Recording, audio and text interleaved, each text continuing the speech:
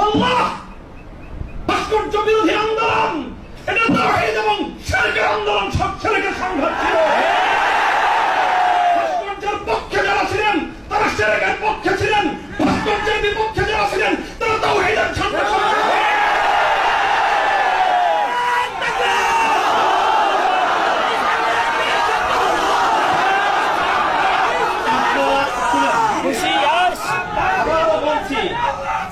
ভাস্কর্যের পক্ষ বিপক্ষের এই লড়াইকে একজন মরহুম মুসলিম নেতা, মরহুম বঙ্গবন্ধু শেখ মুজিবুর রহমান সাহেবের ব্যক্তিত্বকে মাঝখানে এনে বিষয়টাকে ভিন্ন রং দেওয়ার চেষ্টা করা হয়েছিল। আমরা তখনও বলেছি, আজও বলি, ভবিষ্যতেও বলবো, ভাস্কর্য এটা বঙ্গবন্ধু শেখ মুজিবুর রহমান সাহেবের, শহীদ প্রেসিডেন্ট জিয়াউর রহমান সাহেবের, সেটা আমরা কোনো পার্থক্য করি না। আমি এই কথাও বলেছি, ভাস্কর্য যদি স্বয়ং আমাদের মুসলিম জাতির পিতা খলিল ইব্রাহিম আলাইহিস সালামের হয়, তাহলে সেই ভাস্কর্যের সাথে কি আচরণ করতে হয় মুহাম্মদুর রাসূলুল্লাহ শিখিয়ে দিয়ে গেছে।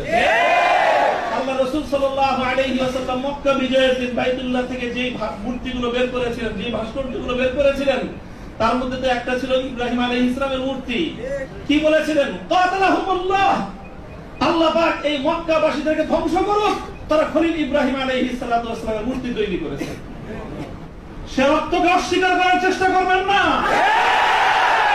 শাহাদাতের শহীদের রক্তের সঙ্গে গাদ্দারি করার মতো সেই বেঈমান তারই মতো শহীদ। কাজেই যে কথা বলতেছিলাম, যেগুলো কারা বরণ আমাদের, কারণ নির্যাতন তো অনেক পরের কথা। আল্লাহ পাক রব্বুল আলামিন কারা এই কষ্ট থেকে আমাদের সকলকে হেফাজত করেন।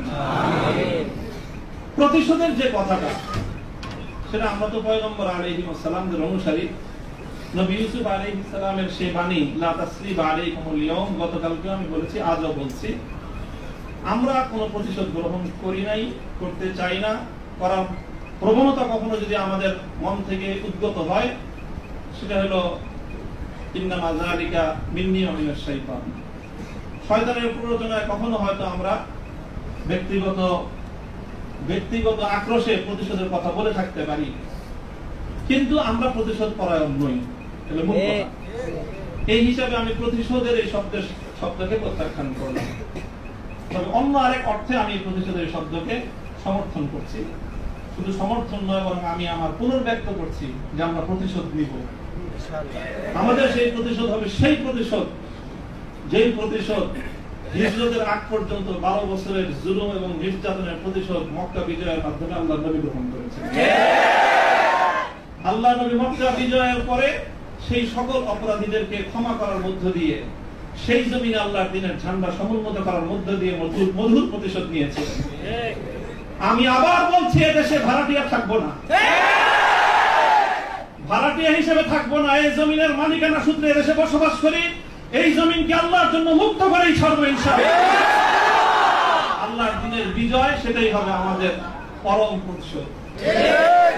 এবং আমাদের যারা আমাদেরকে শত্রু ভেবে আমাদেরকে নিঃশেষ করার চেষ্টা করেছে, অপমান করার চেষ্টা করেছে, আমরা তাদেরকে সম্মানিত করে প্রতিশোধ নেব। আমরা তাদেরকে আদর্শের সোনালী পথে বরণ করে নেওয়ার মধ্য দিয়েই আমরা ইনশাআল্লাহ আমাদের আদর্শের বিজয়ের প্রতিশোধ গ্রহণ করব। আল্লাহ রাব্বুল আলামিন আমাদেরকে সে তৌফিক দান করুন। আমিন। আরেকটা কথা বলা হয়েছে, অনেকের কথার মধ্যে আসছে যে ভবন, একটা ভবনের আলোচনা। এই ভবনটার গুরুত্ব একসময় আমার কাছেও খুব ছিল, 3 বছর আগেও খুব ছিল। যখন শুনলাম যে ভবনটা চলে যাচ্ছে, আমি তখন সর্বপ্রথম দুই রাকাত সালাতুল হাজাত করে দোয়া করেছিলাম যে আল্লাহ যেন খায়রের ফয়সালা করেন। আর এরপরে এখন আমার অনুভূতিটা হলো যে এরকম ভবন না থাকাই ভালো। না থাকা ভালো কেন? দাস্তারে না দারে মা গমে পেয়েছে না দারে মা হেয়েছে না দারে গমে হেয়েছে না দারে। এইরকম ভবন টবন থাকলে এগুলোকে রক্ষা করার জন্য ডানে বামে অনেক কিছু তাকানোর প্রয়োজন হয়। ভবনও নাই, রক্ষা করার জন্য কার পায়ের কাছে তেল মারানো দরকার। আজ এখানে মাদ্রাসা, কালকে ইনশাআল্লাহ সাইকুল হাদিসের সন্তান মাহমুদুল হক সাহেব যদি নদীর পারে যে বসেন, ইনশাআল্লাহ ওই কেরানীগঞ্জের ওই একেবারে ধুলের চরে বা কোন রুটের চর, কোন চরের মধ্যে হচ্ছে বড় মাদ্রাসা হবে। প্রয়োজন নাই ভবনের, প্রয়োজন নাই মাদ্রাসার স্থাপন কোন সম্পত্তি। ওই